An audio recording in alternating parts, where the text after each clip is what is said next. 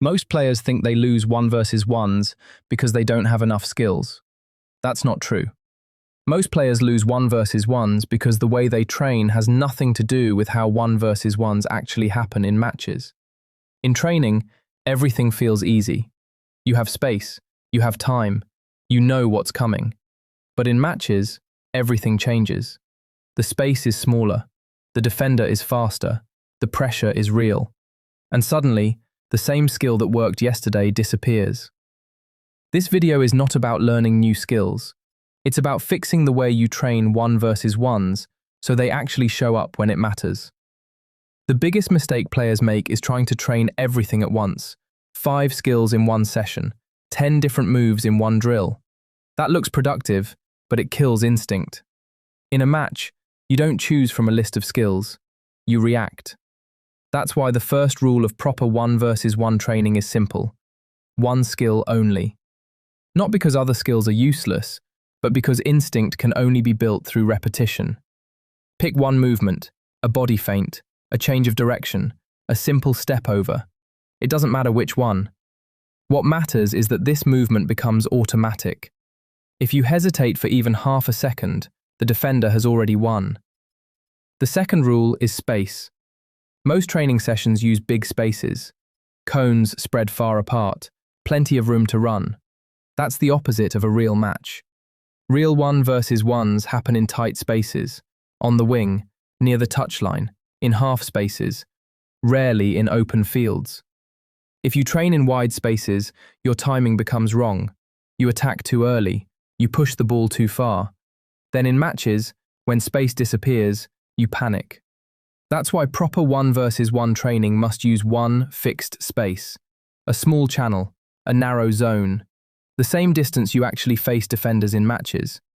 If you can't win 1 versus 1s there, you won't win them anywhere. The third rule is real pressure. This is where most training completely lies to players. Fake defenders, passive pressure, teammates who don't really try to win the ball. That builds confidence, but not ability. A defender in training must want the ball. He must close space. He must tackle. He must make mistakes possible. Because pressure is what exposes bad habits. If your skill only works when the defender is polite, it's not a real skill. Pressure forces correct timing. It forces better body positioning. It forces you to wait instead of rushing. Now here's the part most players get wrong. Progression. They either stay in easy drills forever or jump straight into chaos and fail. Real development happens in steps. First, you repeat the movement alone. No defender, just rhythm and control. Second, you add a defender who moves slowly, not to win the ball, but to force you to read body position. Third, you add real pressure, a defender who actually tries to stop you. Fourth, you take the same movement into free play.